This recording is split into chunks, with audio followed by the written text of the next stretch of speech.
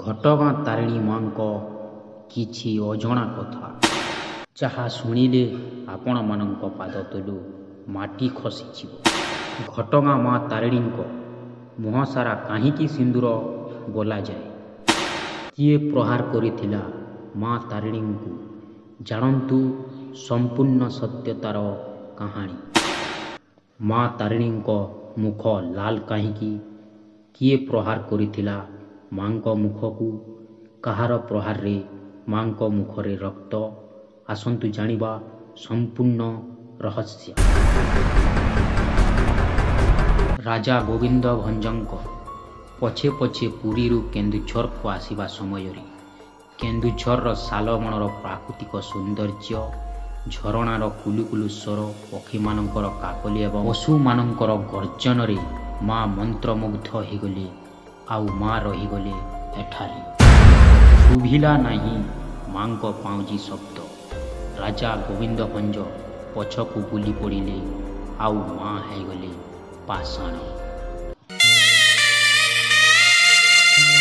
ସେବେଠାରୁ ସର୍ତ୍ତ ଅନୁସାରେ ମା' ପୂଜା ପାଉଥିଲେ ଏ ଘଞ୍ଚ ଜଙ୍ଗଲରେ। ମା'ଙ୍କର ଘଟ ଏଠାରେ ସ୍ଥାପନା ମଧ୍ୟ କରାଗଲା। ତେବେ ଏହାର ନାଁ ଘଟଗାଁ ରଖାଗଲା।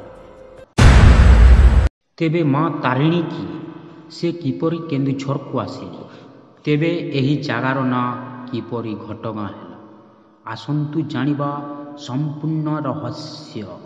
ଆପଣମାନେ ଦେଖିଥିବେ ମା'ଙ୍କ ମୁଖମଣ୍ଡଳ ସବୁବେଳେ ଲାଲ ଥାଏ ଏବଂ ମା'ଙ୍କ ମୁଖରେ ସିନ୍ଦୂର ମଧ୍ୟ ବୋଲାଯାଏ। ହେଲେ କାହିଁକି ଏପରି ହୁଏ? ଏହା ପଛରେ ଏକ ବଡ଼ ଜନଶ୍ରୁତି ଅଛି।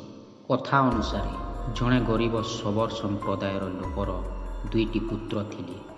ବହୁତ ଗରିବ ହୋଇଥିବାରୁ ସବୁଦିନ ଗୋଟିଏ ଓଳି ଖାଉଥିଲେ, ଅନ୍ୟ ଓଳିକୁ ଉପାସ ରହିବାକୁ ପଡ଼ୁଥିଲା। ଗୋଟିଏ ଦିନର କଥା, ଦିନେ ତାର ଦୁଇ ପୁଅକୁ ବହୁତ ଭୋକ ଲାଗିଲା। ସେମାନେ ଯାଇ ତାଙ୍କ ବାପାଙ୍କୁ ଖାଇବାକୁ ମାଗିଲେ। ସେ ବା ଖାଇବା କେଉଁଠୁ ଆଣିବ? ଘରେ ତ ଖାଇବାକୁ କିଛି ବି ନଥିଲା। ସେ କହିଲା, ଠିକ୍ ଅଛି, ଚାଲ ଜଙ୍ଗଲକୁ ଯିବା, ସେଠାରେ ଯାହା ମିଳିବ ତାହା ଖାଇବା। ଏହା କହି ସେମାନେ ଜଙ୍ଗଲକୁ ବାହାରିଲେ। ଜଙ୍ଗଲରେ ବୁଲୁ ବୁଲୁ ସେମାନେ ଏକ କୁସୁମ ଗଛ ମୂଳରେ ପହଞ୍ଚିଲେ। କୁସୁମ ଗଛରେ ବହୁତ କୋଳି ପାଚିଥାଏ। ଶବର ଜଣକ ଗଛରେ ଚଢ଼ି କୁସୁମ କୋଳି ତୋଳି ତଳେ ଥିବା ତାର ଦୁଇ ପୁତ୍ରକୁ ଦେଲା। ତାର ଦୁଇ ପୁତ୍ର ଆନନ୍ଦରେ କୋଳି ଖାଉଥାନ୍ତି। ତାଙ୍କ ମଧ୍ୟରୁ ଜଣେ ପୁତ୍ର କୁସୁମ କୋଳି ଖାଇସାରି ତାର ଚୋପାକୁ ମା' ତାରିଣୀଙ୍କ ଘଟ ଉପରକୁ ପକାଇଲା। ଏହା ସେହି କୁସୁମ ଗଛ ଥିଲା, ଯେଉଁ ଗଛ ମୂଳେ ମା' ତାରିଣୀ ପୂଜା ପାଉଥିଲେ। ସେତେବେଳେ ମା'ଙ୍କର ମନ୍ଦିର ନଥିଲା। ମା' କେବଳ ଗଛ ମୂଳରେ ହିଁ ପୂଜା ପାଉଥିଲେ। ସେମାନେ ତ ଏ ବିଷୟରେ କିଛି ବି ଜାଣିନଥିଲେ। ମା' ତାରିଣୀ ଏହା ଦେଖି ଉତ୍କ୍ଷିପ୍ତ ହୋଇଗଲେ। ଉଗ୍ର ରୂପ ଧାରଣ କରି ବିରାଟ ସର୍ପ ରୂପ ଧାରଣ କଲେ। ଫଣା ଟେକି ଗର୍ଜନ କରିବାକୁ ଲାଗିଲେ। ଆଉ ଶବରର ଗୋଟିଏ ପୁଅକୁ ଗିଳି ପକାଇଲେ। ଅନ୍ୟ ପୁଅଟି ଏହାକୁ ଦେଖି ଜୋରରେ ଚିତ୍କାର କଲା। ବାପା ବାପା ଡାକି ଜୋରରେ କହିଲା, ବାପା, ଭାଇକୁ ସାପ ଗିଳିଲା। ସେ ତ ସାପ ନଥିଲେ, ସେ ଥିଲେ ସ୍ୱୟଂ ମା' ତାରିଣୀ। ପୁଅଟିର ଚିତ୍କାର ଶୁଣି ତତ୍କ୍ଷଣାତ୍ ଶବର ଜଣକ ତଳକୁ ଆସି ଦେଖନ୍ତି ବିରାଟକାୟ ସାପ ତାର ପୁଅକୁ ଗିଳି ପକାଇଛି। ଏହାକୁ ଦେଖି ସେ କ'ଣ କରିବ ସେ କିଛି ବି ଜାଣିପାରିଲା ନାହିଁ। ସେ ନିଜ ପୁଅକୁ ବଞ୍ଚାଇବା ପାଇଁ ସେ ହାତରେ ଧରିଥିବା ଟାଙ୍ଗିଆରେ ସାପର ମୁହଁକୁ ଆଘାତ କରିଦେଇଥିଲା। ଟାଙ୍ଗିଆ ଚୋଟର ଆଘାତରେ ମା' ନିଜର ପ୍ରକୃତ ରୂପକୁ ଆସିଗଲେ। ଏହାକୁ ଦେଖି ଶବର ଜଣକ ଆଶ୍ଚର୍ଯ୍ୟ ହୋଇଗଲା। ଦେବୀଙ୍କୁ ଦେଖି ଶବର ଜଣକ ମା'ଙ୍କ ଗୋଡ଼ ତଳେ ପଡ଼ିଗଲା। ଆଉ ନିଜର ଭୁଲ ପାଇଁ କ୍ଷମା ମଧ୍ୟ ମାଗିଲା। ଆଉ ତାଙ୍କ ପୁତ୍ରକୁ ମଧ୍ୟ କ୍ଷମା କରିବାକୁ କହିଲା। ମା' ତାରିଣୀ ତ ଦୁଃଖହାରିଣୀ ଅଟନ୍ତି। ସେ କ'ଣ ନିଜ ଭକ୍ତଙ୍କ ଉପରେ କେବେ ରାଗିପାରିବେ? ମା' ତାକୁ କ୍ଷମା କରିଦେଲେ।